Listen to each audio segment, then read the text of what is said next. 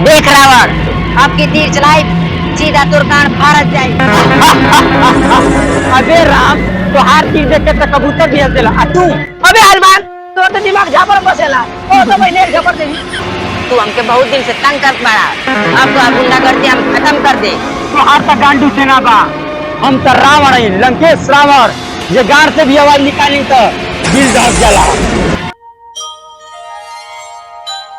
लंकापति रावण की, लंकापति रावण की, लंकापति रावण की, लंकापति रावण की, लंकापति रावण की, लंकापति। प्रभु श्री राम की, प्रभु श्री राम की, प्रभु श्री राम की, प्रभु श्री राम की, प्रभु श्री राम की, प्रभु श्री राम की, लंकापति रावण की, लंकापति रावण की, लंकापति बानर से आने बा। जाओ सभी बानरों को मारकर मेरे कदमों में लेकर आओ। हमला!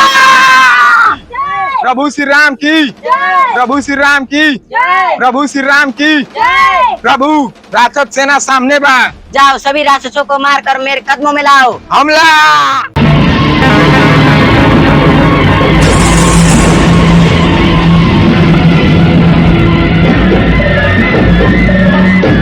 देख रावण, आपकी तीर चलाई सीधा तुरकान भारत जाई।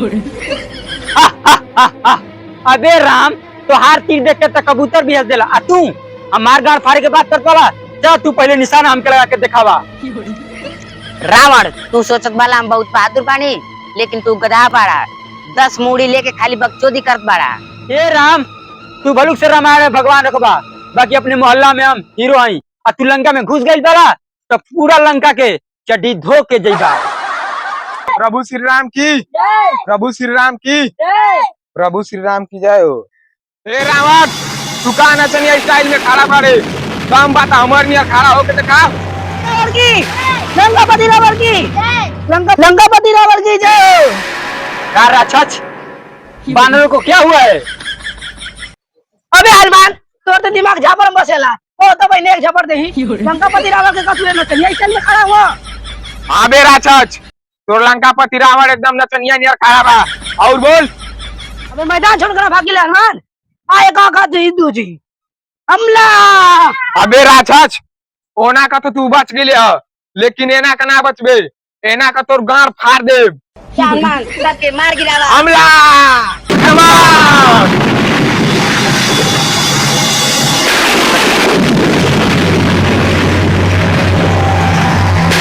अरे साला राक्षस, फाट गई तोर गांड, इतने रहा तोर दम।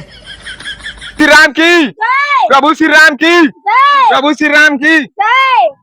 कारे लंकेश रावण, तोर तो सेना के अंत हो गई। अब तोरा के एक झापड़ मारब, अब तोर 10 के 10 मूड़ी भस्म हो जाएगी। लक्ष्मण, तो हार झापड़ देख के तो हमार खून गर्म हो गई, बल्कि हमके नींद आवे लगल। रावण, तू हमके बहुत दिन से तंग करत बाड़ा, अब तो गुंडागर्दी हम खत्म कर दे। राम, तो हार तक गांडू सेना बा, हम तो रावण है, लंकेश रावण। ये गांड से भी आवाज निकाली तो दिल दहक जाला।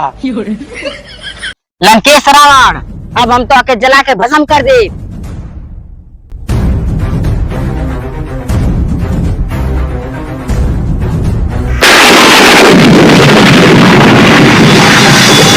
ए राम, तू बहुत बोल रहे अपने छोट छोट मुंह से बड़ बड़ बात।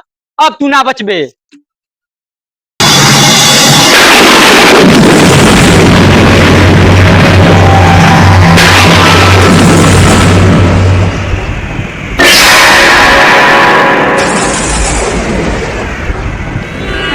रावण, ये आई अब हमारा ब्रह्मास्त्र संभाल।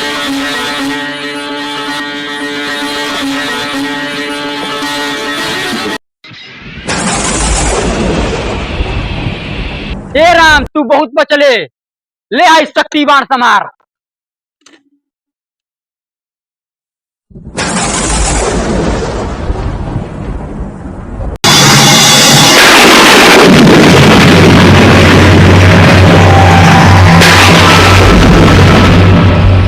अगर हम धर्म के मार्ग पर चलत हो कब तो धर्म के विजय हो जाई और धनाश।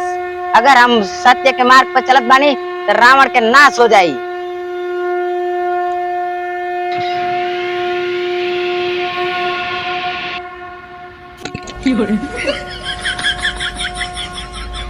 प्रभु श्री राम की प्रभु श्री राम की प्रभु श्री राम की प्रभु श्री राम की प्रभु श्री राम की